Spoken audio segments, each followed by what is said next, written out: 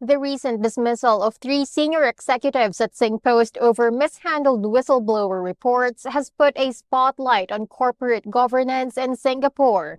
To discuss its implications, we are joined by Professor Lawrence Law from the NUS Business School. Professor Law, what changes could these firings bring to corporate governance in Singapore? I think first of all, let's look at it from a broader perspective. Some of the changes may be related to due diligence, particularly between the board and management, as well as the due process. And I think the big lesson we learned is the whole realm of disclosure and transparency, including what is important, what is material, especially since we see in this SingPost case, there's a delayed transmission of information to stakeholders.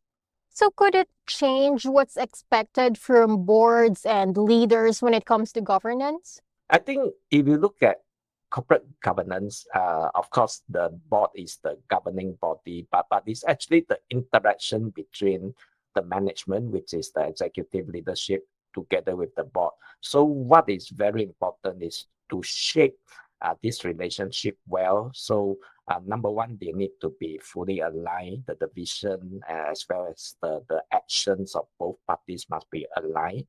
Number two, there must be guidance, particularly from the board to management, so that there must be trust. And I think very importantly, thirdly, this relationship must go beyond just the rules of what is being right. So beyond doing the things right, they must do the right things.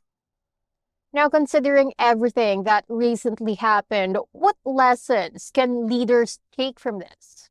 I think if you look at the specific function of whistleblowing in this case, it is definitely needed to be brought up for better focus. So what we need in many companies beyond just SingPost is to clarify the process, solidify the process, at the same time articulate the policy, communicate the policy, and then look at all the whistleblowing channels.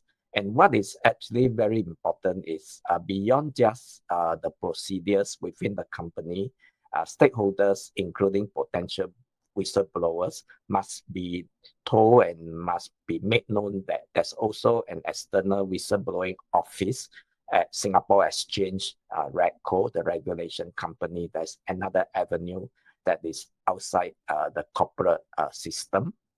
Thank you so much for sharing your insights, Professor Law. Thank you. Once again, that was Professor Lawrence Law from the Department of Strategy and Policy at NUS Business School. For more news, visit sbr.com.sg.